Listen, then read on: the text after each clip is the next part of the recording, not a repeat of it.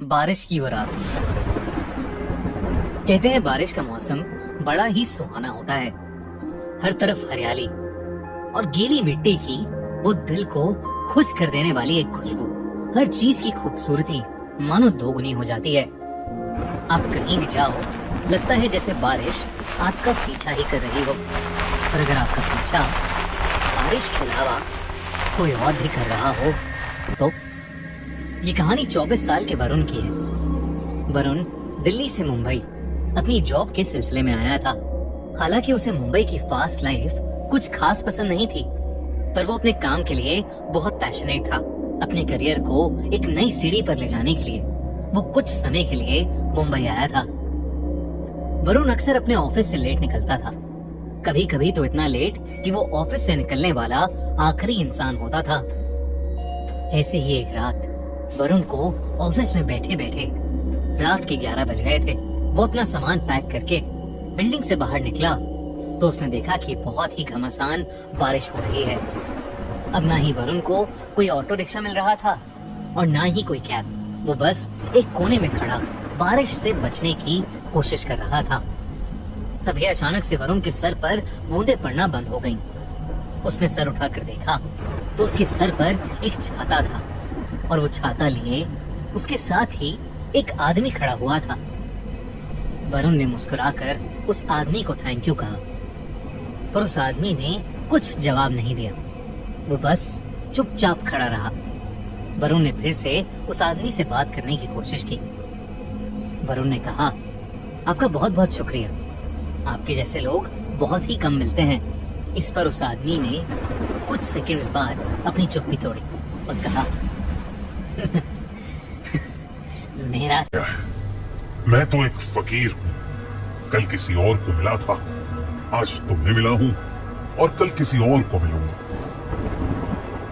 वरुण को उस आदमी की बात थोड़ी अजीब लगी। उसे लगा कि शायद वो आदमी नशे में है। वरुण तुरंत उसके छाते से निकलकर रोड पर चलने लगा, इस उम्मीद में कि शायद आगे उसे ऑटो मिल जाएगा। पर बारिश थी कि रुकने का नाम ही नहीं ले रही थी। बारिश में चलते चलते वरुण के पैर जैसे ही जमीन पर पड़ रहे थे तो एक आवाज आ रही थी, छपा। पर कुछ दूर चलते ही वरुण ने नोटिस किया कि वो आवाज अब 2 बार आने लगी थी। मतलब उसके कदमों की आवाज के अलावा एक और कदमों की आवाज, मानो कोई उसके पीछे पीछे ही चल रहा हो। वरुण ने मुड़कर पीछे देखा तो उसके पीछे कोई भी नहीं था। वरुण के लिए ये पूरा शहर ही नया था। उसे रास्तों का इतना अंदाजा नहीं था, पर क्योंकि उसका घर ऑफिस के पास ही था तो वो जैसे तैसे पैदल ही अपने घर पहुंच गया। उस रात वरुण का रूममेट भी फ्लैट पर नहीं था। कुछ दिनों के लिए वो अपने घर गया था। वरुण अक्सर ऑफिस से आकर ही सो जाता था, पर आज का दिन कुछ अलग था। बिस्तर पर लेटा हुआ वरुण सोने की जितनी भी कोशिश करता, उसे नींद आने का नाम ही नहीं ले रही थी। उसका फ्लैट बिल्डिंग के 6th फ्लोर पर था और बाहर चल रही तेज हवा और बारिश से उसके कमरे में लगी खिड़की जोर जोर से बज रही थी। आसमान में जोरों की बिजली भी कड़क रही थी। ऐसा लग रहा था कि कभी भी कोई बादल फट जाएगा। और इसी शोर की वजह से उसके लिए पूरा माहौल बहुत ही डरावना हो गया था। वरुण की सोने की नाकाम कोशिशों के बाद वो किचन से पानी लेने के लिए उठा, पर जैसे ही वरुण ने अपने पैर कमरे के फर्श पर रखे वो चौंक गया, क्योंकि वरुण के कमरे का फर्श गीला था। उसने उठकर ध्यान से देखा तो उसे पता चला कि कमरे की खिड़की थोड़ी खुली होने की वजह से पानी कमरे के अंदर आ गया था। वरुण तेजी से उस खिड़की को बंद करने गया और जैसे ही उसने खिड़की बंद की, खिड़की के कांच पर उसे एक हाथ दिखाई दिया। उस हाथ को देखकर वरुण की चीख निकल गई। 6th फ्लोर की खिड़की पर किसी का हाथ कैसे आ सकता था? वरुण डर के मारे अपने बिस्तर पर वापस चढ़ गया और उसकी आंखों के सामने वो हाथ वहां से गायब हो गया। वरुण को अब कुछ समझ नहीं आ रहा था। इससे पहले कि वो कुछ कर पाता, अचानक से फ्लैट की लाइट ही चली गई।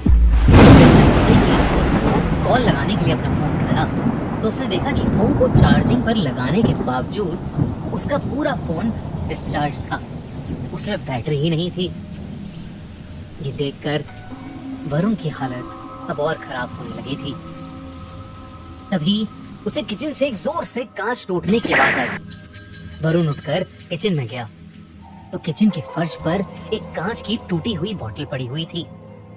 नजर घुमाकर देखने पर वरुण को किचन में एक काली बिल्ली दिखी। वरुण को लगा कि शायद वो बोतल उसी बिल्ली की वजह से टूटी थी। वरुण की जान में जान आई। उसने खुद को समझाया कि इतनी तेज बारिश की रात में अकेले होने की वजह से वरुण को अजीब चीजें दिखाई दे रही हैं। उसने खुद को संभाला और किचन का कांच साफ करके अपने कमरे में वापस जाने लगा। पर वो नहीं जानता था कि उसके साथ अब क्या होने वाला था। जैसे ही वरुण अपने कमरे में वापस पहुंचा, उसकी रूह उसके शरीर से बाहर आ गई। उसके कमरे के कोने में वही आदमी खड़ा था जो उसे ऑफिस के नीचे छाते के साथ मिला था। वो आदमी बस वहां चुपचाप खड़ा हुआ था और उसके पूरे शरीर से पानी बह रहा था। बिजली कड़कने पर वरुण को उस आदमी का पूरा शरीर दिखा। उसकी चमड़ी पूरी तरह से नीली पड़ी थी। वरुण उसे देखकर सुन पड़ गया था। उसके मुंह से आवाज ही नहीं निकल रही थी। तभी उस आदमी ने अपनी चुप्पी तोड़ी और वरुण से कहा, मैं तो बस मदद करना चाहता था, पर मेरे साथ ऐसा क्यों हुआ? वरुण को कुछ भी समझ नहीं आ रहा था। इससे पहले कि वो कुछ बोलता, बहुत जोर से बिजली कड़की और वो आदमी अचानक से वरुण के बहुत करीब आ गया। उसका चेहरा बेहद डरावना था। अचानक उस आदमी का शरीर फूलने लगा, जैसे मानो उसके शरीर के अंदर कुछ भरा हुआ हो। तभी एकदम से वरुण के कमरे में पानी भरने लगा। चारों तरफ पानी ही पानी था।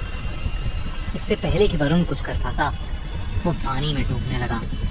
वरुण को सांस ही नहीं आ रही थी और वो पानी में डूबता जा रहा था।